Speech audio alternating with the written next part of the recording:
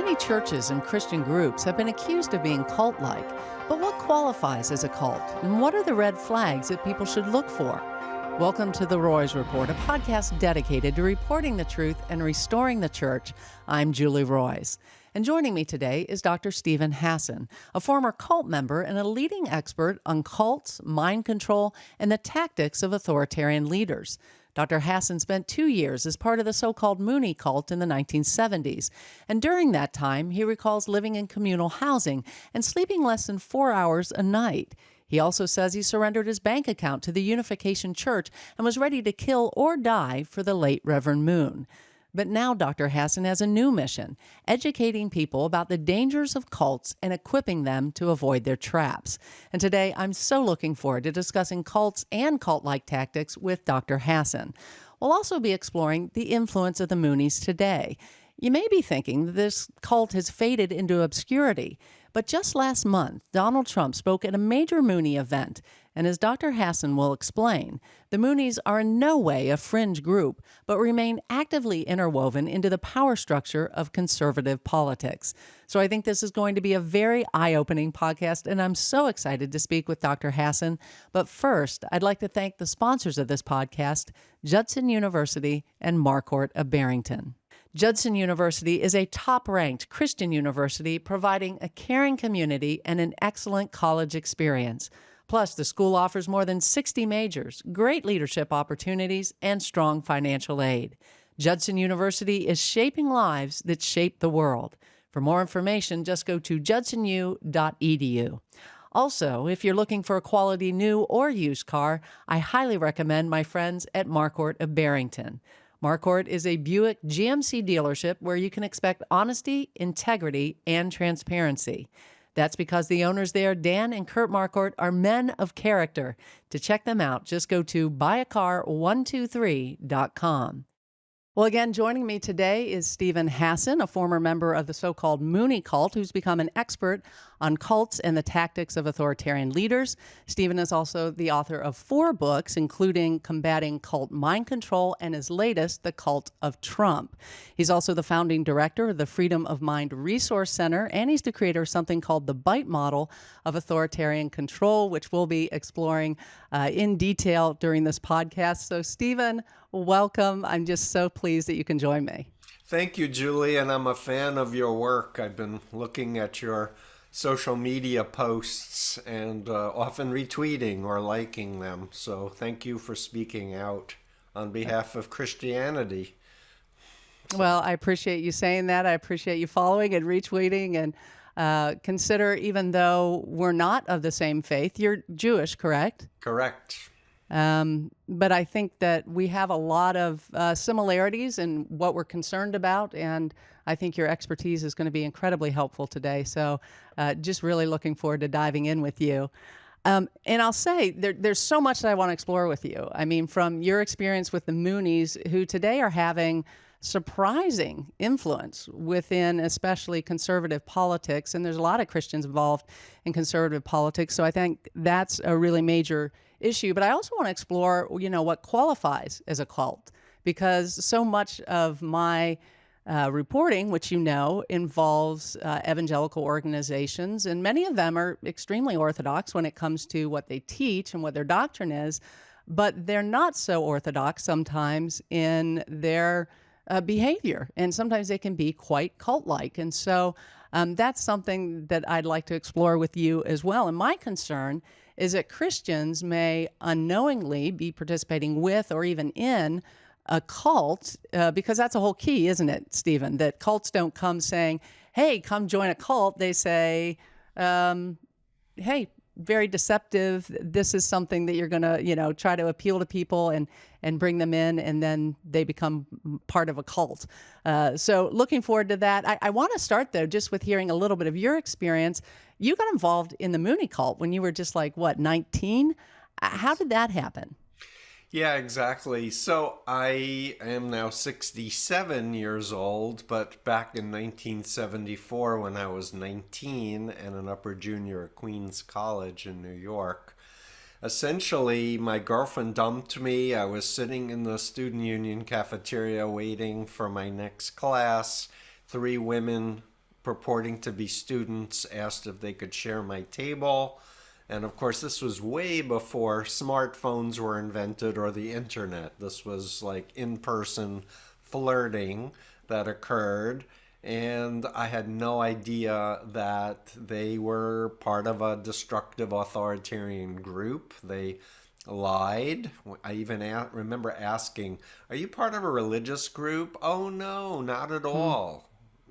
But they were bowing to an altar with Moon's picture on it every Sunday morning and reciting a pledge to fight for Korea, and so the lying piece was huge. But I was naive. I was probably too self-assured as a 19-year-old who had traveled the world that, what could happen to me if I agree to a dinner at somebody's house or go to a weekend away. Little did I know it was going to turn into a cult workshop situation, or that within a matter of a few weeks, I would come to believe that Moon was the Messiah, 10 times greater than Jesus or any religious figure in human history. And I was told God had chosen me to help save the world, and instructed to drop out of college, quit my job, turn against my family and my faith because they were satanic, and that the apocalypse was upon us. It was going to happen in the next 3 years, up to 1977. And I got swept up for 2.5 years, and I left the group because of essentially a near-fatal van crash due to sleep exhaustion, which resulted in being away from the group for several weeks, which allowed me to sleep because I was sleep deprived for 2.5 years that I was in. At which point my father cried and asked me to talk with the ex-members, and I was absolutely convinced I wasn't in a cult and I wasn't brainwashed, that I was there of my own free will. But to prove it to my family, I agreed to listen. And it was in that deprogramming period of time that I learned about Chinese communist brainwashing and what the criteria was, that once the ex-members of the Moonies went over that with me, it was clear that the family, the Mooney family, did all of the same things as the satanic Chinese communist atheist government did. And that didn't sit right, so this dissonance started happening. And it was the following day when I realized Moon was lying that I realized, wait a minute, if he's a liar, then he's not trustworthy. If he's a liar, then he can't be a man of God, because we teach that God is a God of truth. And I brought for show and tell a copy of the actual Mooney Bible that they say is the completed testament, better than the Old Testament or the New Testament, and that proves that Moon is really the Messiah and that Jesus failed his mission. Wow.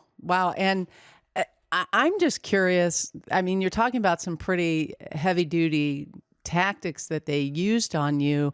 Was there anything that you felt predisposed you to, or anything about that was especially attractive that you felt, okay, this was my vulnerability, and they sensed it and they went for the jugular?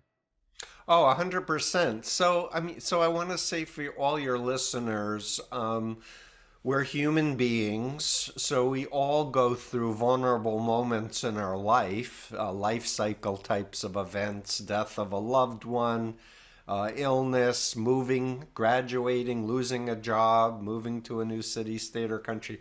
Anything like that makes you more open to somebody showing up saying, hey, this is something that might appeal to you, either to make you a better person or to save the world, or if it's a religious group, God is summoning you.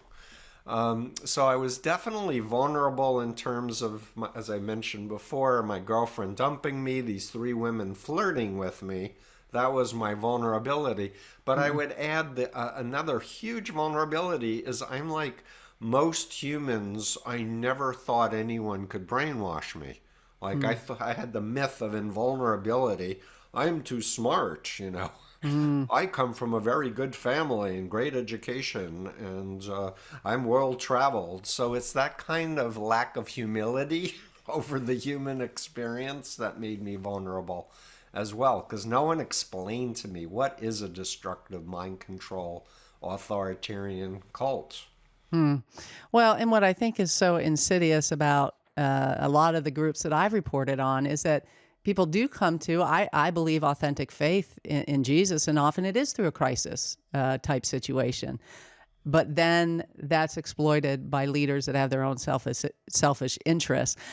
I found something that you wrote in your latest book called The Cult of Trump, and I'm sure there's a lot to explore there. We're not going to get so much into that today. But you describe in your book something that I thought was fascinating. You write, ultimately, it's not a group's content or ideology, but rather its pattern of behavior that generally defies it or defines it as a destructive cult. Cults can promote all kinds of beliefs in all kinds of areas, but they typically possess a common structure. As I mentioned, so many of the groups I've reported on have very orthodox belief, but some, like, take, for example, Mark Driscoll's church. Again, Mark Driscoll, the former disgraced pastor of Mars Hill Church, goes and plants a new church in Phoenix. And now it seems like it's kind of, he was abusive before, but now he's taken it to, I would say, cult-like proportions where he has a loyalty scale where people get rated from 1 to 10 on how loyal they are. He's using 24/7 surveillance to follow people who are supposedly, enemies of the church. It's kind of scary stuff. And I found that this behavior, like you say, it's the behavior that's so scary. And you have something which I alluded to earlier, the bite model, that helps sort of give words and I think language to something that we in our gut kind of know this isn't quite right.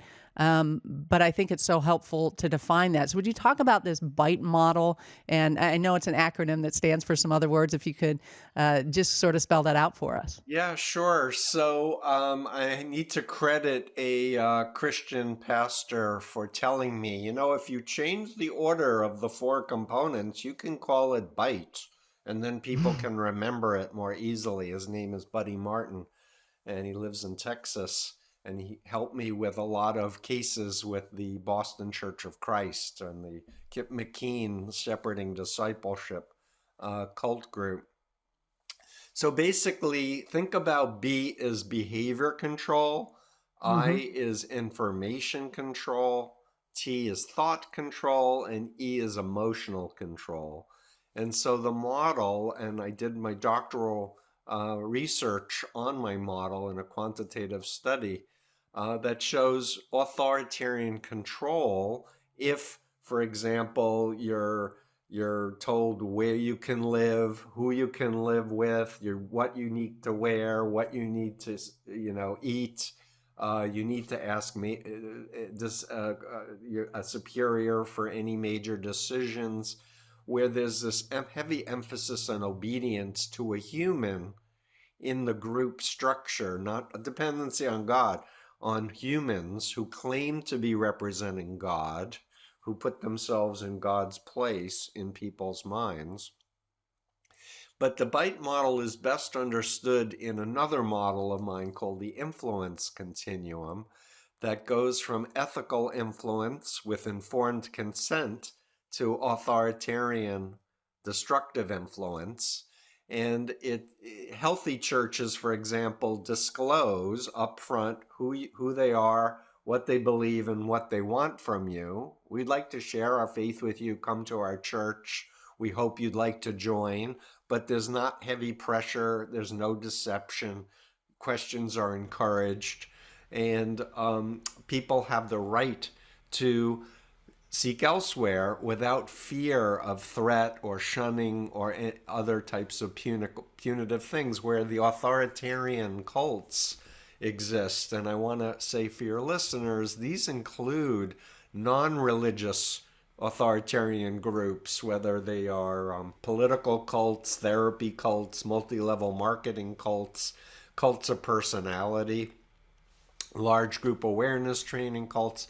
So the ideas and the beliefs of the group is less important than the overall effect on individuals, where they're making people over in the image of the cult leader or in the image of the ideology that the authoritarian group is sharing. And you also had this pyramid structure in deceptive cults and destructive cults. And I thought that was fascinating too, because in so many, actually just about every group that I've reported on where there's been abuse and control and some of these things going on, there is this pyramid structure where there's, kind of those who are further away from the leader, further away from the inner circle. And then there's always like this elite inner group who really know what's going on. Would you talk about that just a little bit?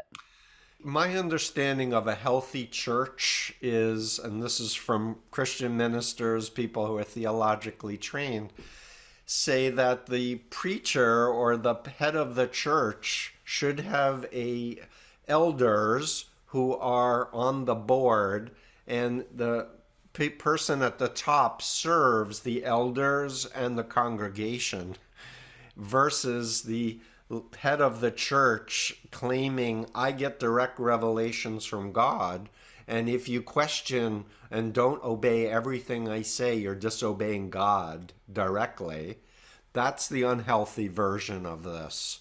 But if God, I'm going to give you theology for a minute, because I do Jewish cults, Christian cults, Muslim cults. So the Abrahamic religions, they all share the same Garden of Eden story. And what I say to my clients is, if you believe in an almighty God that's beyond space and time, because that's what the Bible says, that's what the Torah says, and if God didn't interfere with Adam and Eve's sin, didn't brainwash them to be obedient, what makes you think a group thousands of years later saying we're doing God's will, that they're justified, with the ends justifying the means, to lie or to brainwash people to be obedient? Does not make sense. And so when I'm counseling people who are in the Abrahamic faith, destructive cults, that story really resonates for them, because it doesn't make sense that God all of a sudden is like, yeah, I need to brainwash because it didn't work with Adam and Eve, so now I've got to change the plan. I don't think so. But, they never call it brainwashing. They're much smarter than that, I think, and the way that they present it. But so many of the folks I've talked to say that, over time, they wouldn't say that other churches aren't really saved necessarily, but just the way they present their church and their doctrine is always so much better than everybody else's, almost like we feel sorry for those who are in other churches. And I've heard it from, highly respected churches even, and you watch the doctrine. Even I've talked to people at John MacArthur's church, who's one of the most respected theologians and, preachers in evangelicalism. And yet they'll say, it's gotten very, very narrow.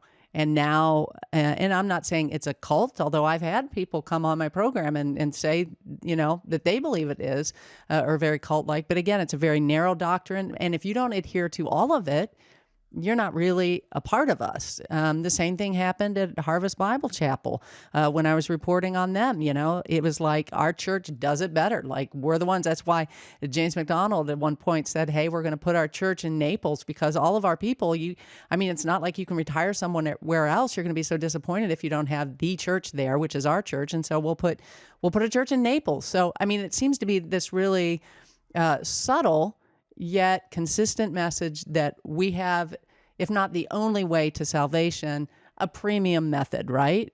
A premium way of approaching God.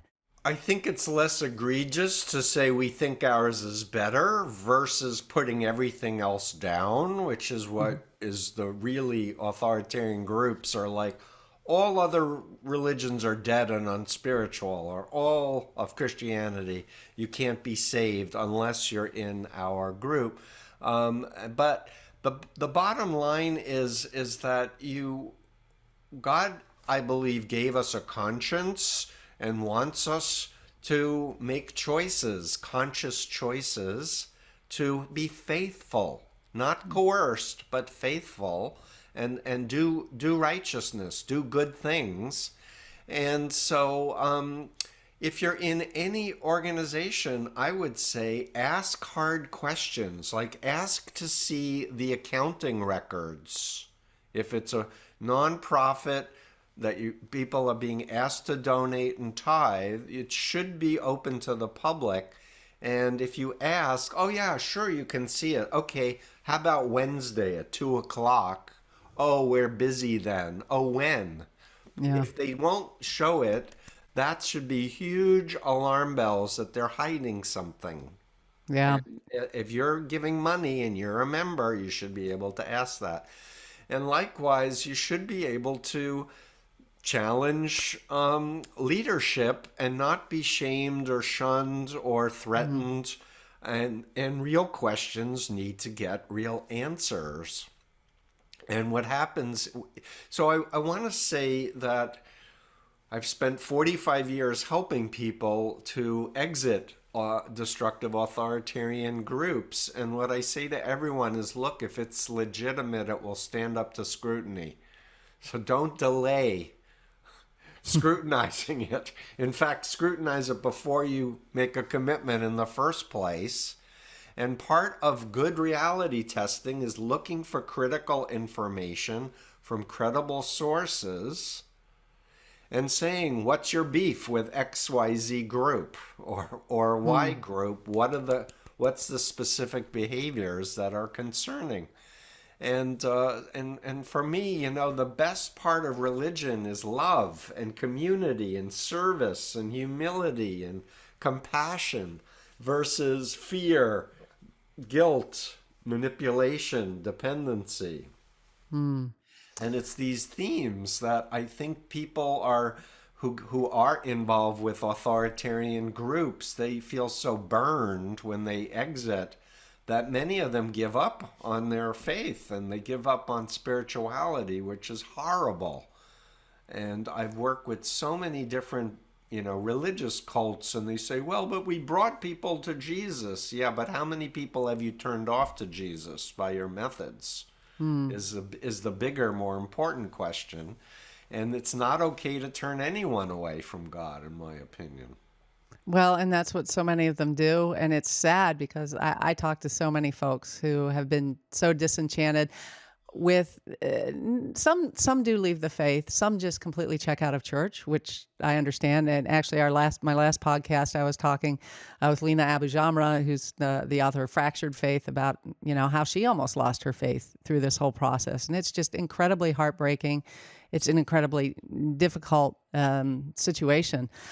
I do want to look at one evangelical church in particular, just because I got some videos of Brian Houston, who's the founder of Hillsong Church. You're probably familiar with him.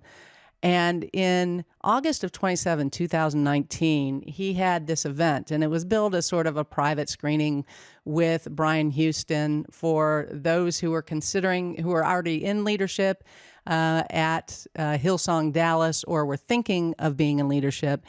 And he goes through, it's about 30, 40 minutes long. I got it in segments on somebody's cell phone who just, decided to record it. And then she sent it to me.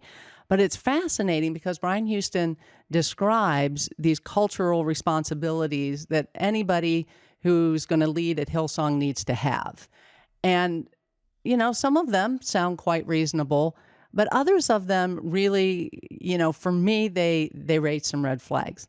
So I just wanted to play one of them in particular. Here it's called "I Am Not on the Gossip Train."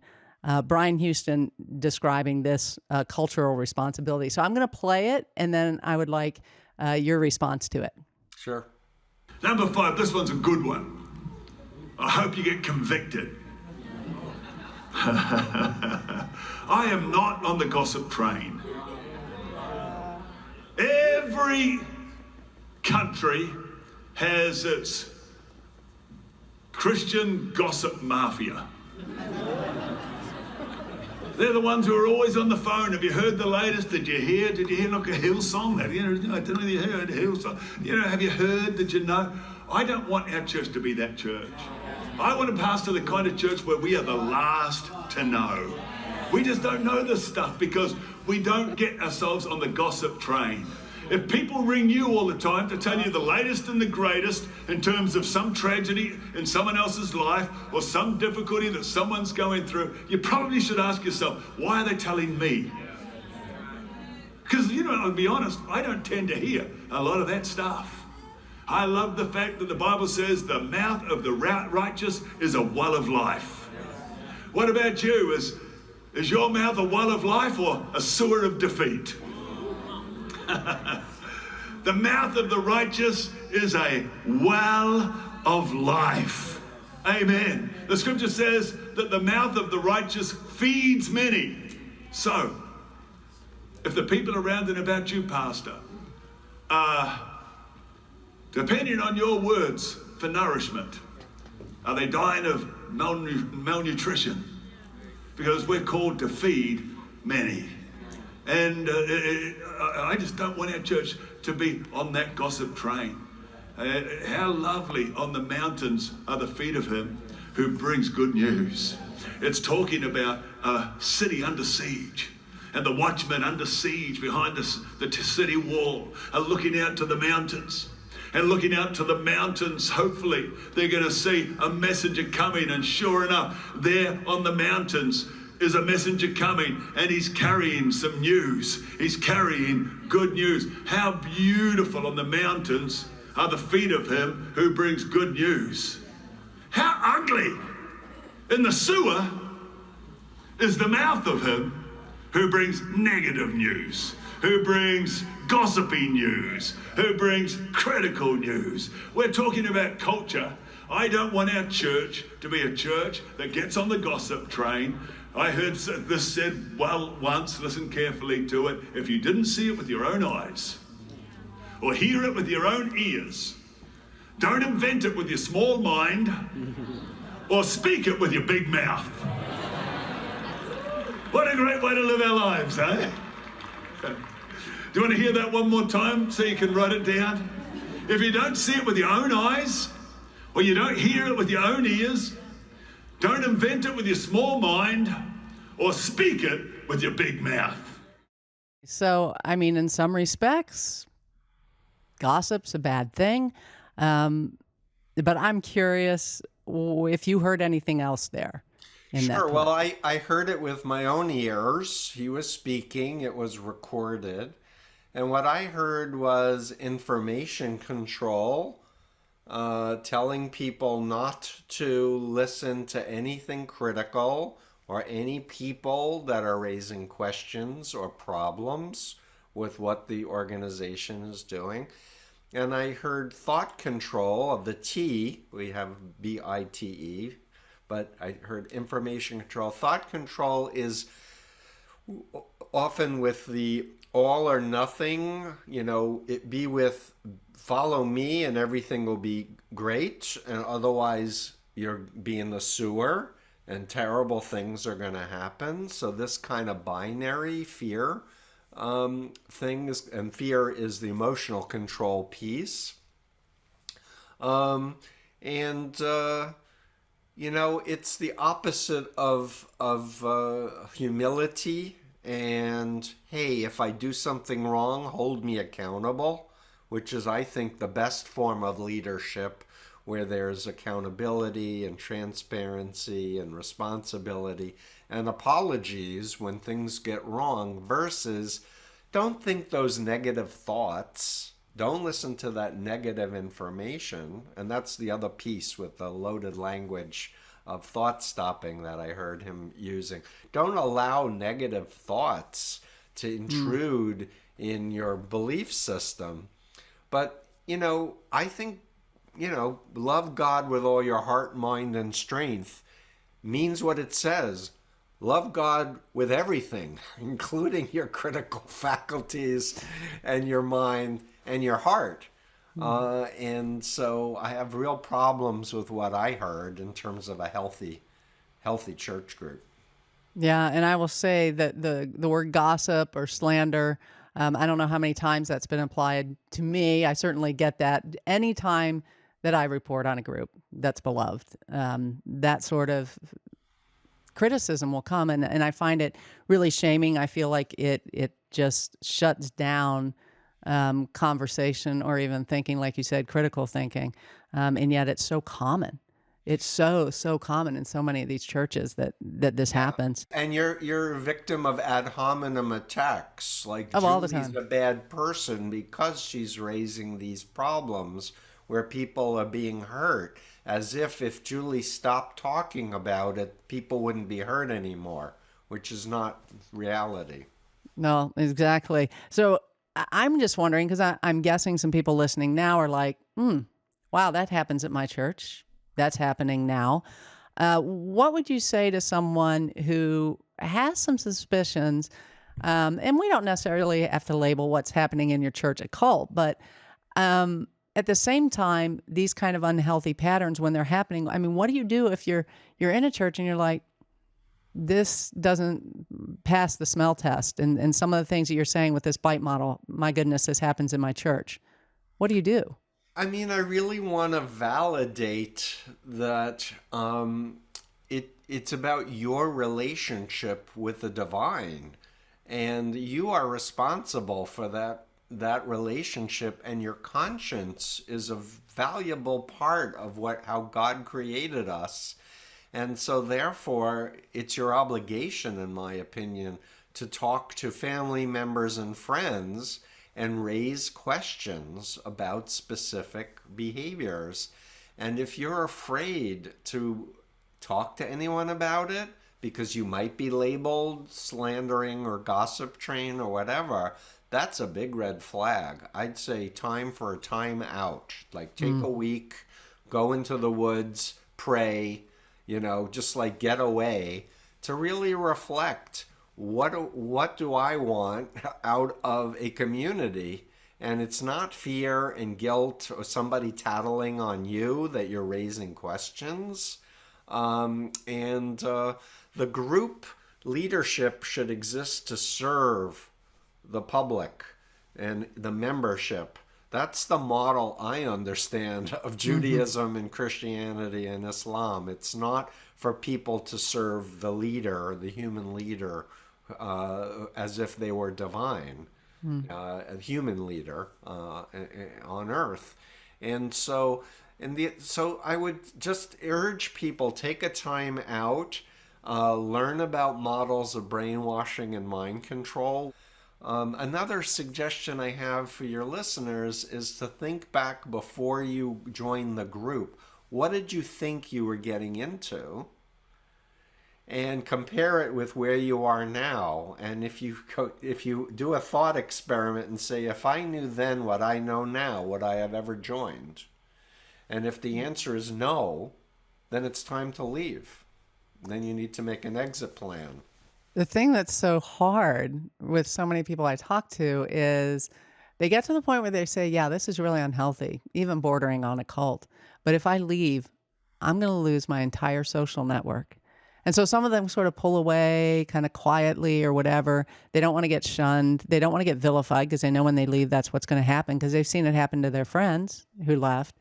And it just seems to me that social component is almost the most powerful component of all. And some have on top of that, professionally, they can be damaged because this person within evangelicalism, I know some of the people that I've reported on have been very powerful within evangelicalism. And so it's hard if that's your career, it's hard to get a job or to continue in your career if you leave because that person's going to just absolutely destroy you.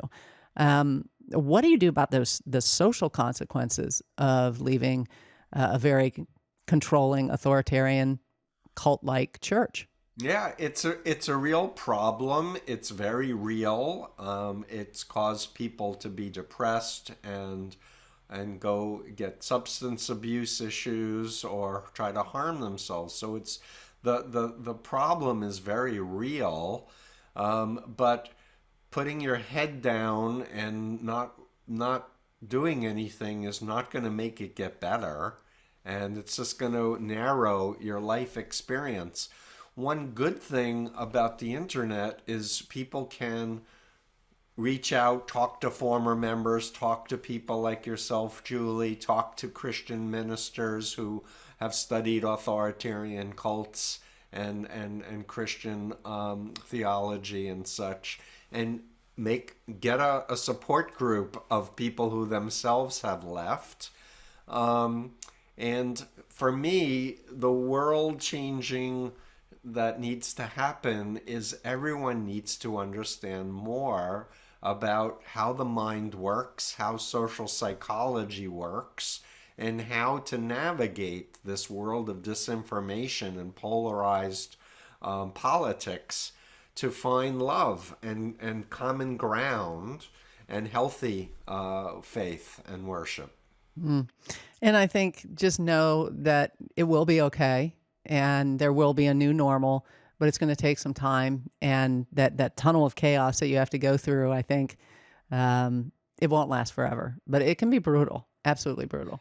Yeah, and the key is understanding what happened to you. And a lot of people are helped by reading Combating Cult Mind Control, for example, or just watching documentaries about known bad groups, whether it's NXIVM or R. Kelly, or about the Children of God or the Moonies. Learning about how those groups function will also help you, empower you to navigate the exit and living the kind of life you want to live. So I would like to make a pivot now, because we've talked a lot about sort of these evangelical groups and how they can sometimes mimic cults or even be cult-like. But I'd like to talk a little bit about the Moonies as well, the group that you were a part of. And I think for, a lot of folks, myself included, until recently, I thought, wow, the Moonies were a group that were in the 70s. I remember the mass weddings. I think anybody over 40 probably has memories of seeing the videos of, because they would, marry like hundreds of people at once. I'm not sure. What was the record was 30,000 couples at one time. Moon would line up men and women and say, you and you, you and you. And the people didn't know each other. They often didn't even speak the same language. But they all were indoctrinated to think he was better than Jesus Christ, that he could read people's spiritual backgrounds and know everything about them. And the idea was to create perfect, sinless children because you were being matched, not of choosing someone you wanted to marry, but someone that God chose for you. And I can only imagine what some of those marriages probably turned out like, whether they're still in the cult or not. But I think with Moon, he was actually indicted for. He was convicted. He was a convicted felon, served 13 months in prison for conspiracy to evade taxes. But most of the marriages have failed, naturally. Most people have left the group because it doesn't work, because the leadership was corrupt from the bottom up. We later learned, I didn't know this as a cult member, but I later learned Moon was purifying women by having sex with them. So he was having sex with female disciples of his, many underage, including the current leader of the cult, Hak Jahan, was a minor. He was 40. She was, I think, 16 or 15 years old. And two of his sons are running this Rod of Iron Ministry cult group with the crown of golden bullets, and the other brother owns an arms factory, and they're training people for armed civil war in the United States with rifles, assault rifles. And unfortunately, a lot of Christians have been taken in to think that the Moonies are following Jesus Christ. And Moon explicitly said Jesus failed, and Jesus asked Moon to take over his job. He shouldn't have gone to the cross. Moon says that Jesus wasn't resurrected physically or born of a virgin mother. Like core Christian tenets. The Moonies say, nope. Jesus was lying when he said, hey, I'm physical. I'm not a spirit. Liar is what the Moonies said. But Jesus had to lie to motivate his disciples, how the Moonies think about that. And a lot of very high profile people in government who claim to be Christian are doing endorsements for the Moonies and saying how great they are. And they still own and operate the Washington Times newspaper. But they really believe democracy is satanic, and they want a theocracy to run the world, which means authoritarianism. Well, and this is what was shocking to me. Like, I've never thought the Moonies were remotely Christian. My guess is most of the people listening right now don't believe that either. There may be some who do. I did not realize that they were as active as they were. And I remember when this first came up, again, for me, it was just several weeks ago when Donald Trump spoke at this Mooney event called this Rally of Hope. And I was like, what? Why would Donald Trump be speaking there? But, fine. A lot Donald of money. Well, He was given millions for that short thing, but he gave the endorsement. But so did other, major people, Pence, Pompeo. That's what I think.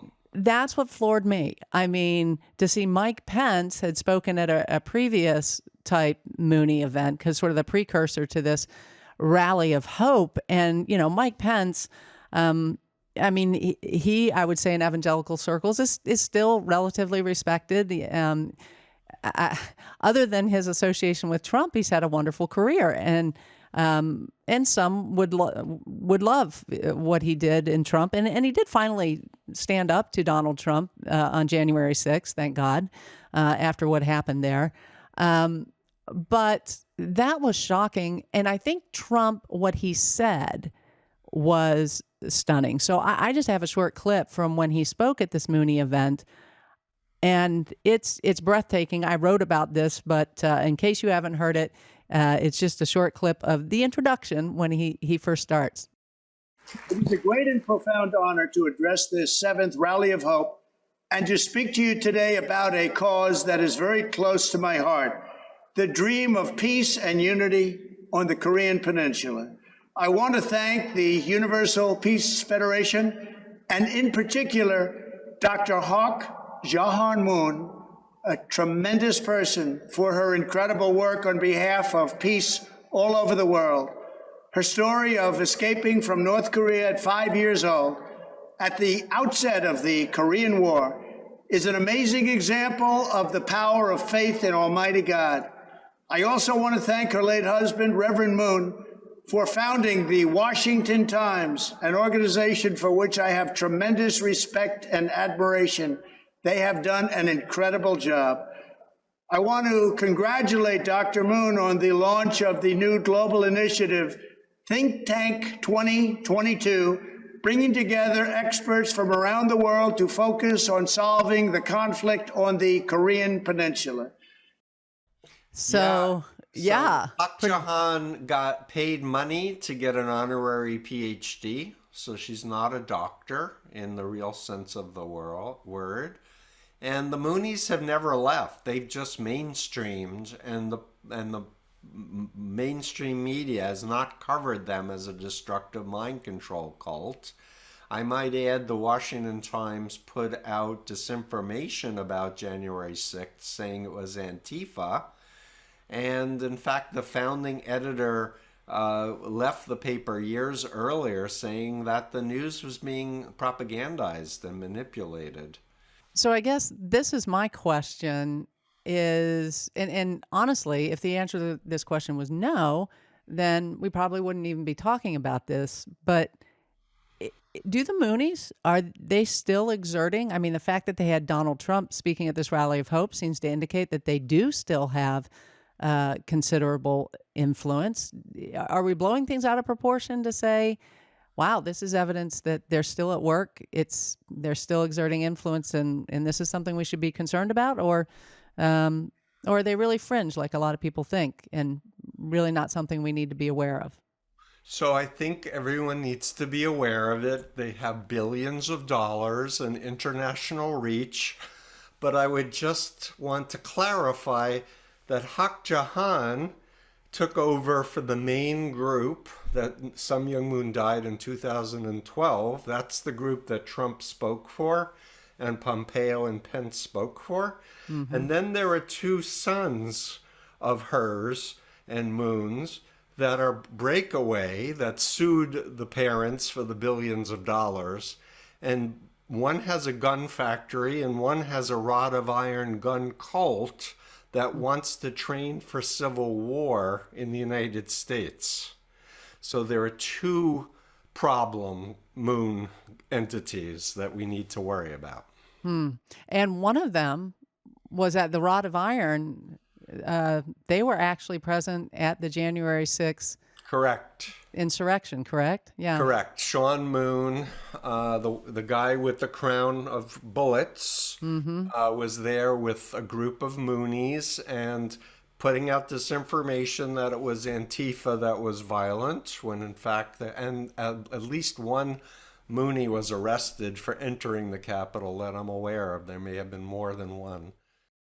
We all have to worry about anyone who's wanting worldly power and money and fame and wanting to do violence to those who don't believe what they believe. We always have to be very concerned about that. Well, and when I read about Sean Moon and what he's doing, it sounds a little bit like David Koresh just waiting to happen again. And so that It's actually worse. It's actually worse because Koresh was making guns into automatic weapons, but they were staying in their compound and he was just molesting underage girls. They're actually building compounds, bringing in marksmen to train people how to kill, how to be a armed army in the streets of America to do a coup. That's a different level of threat. It's huge. And how many people are a member of Sean's group?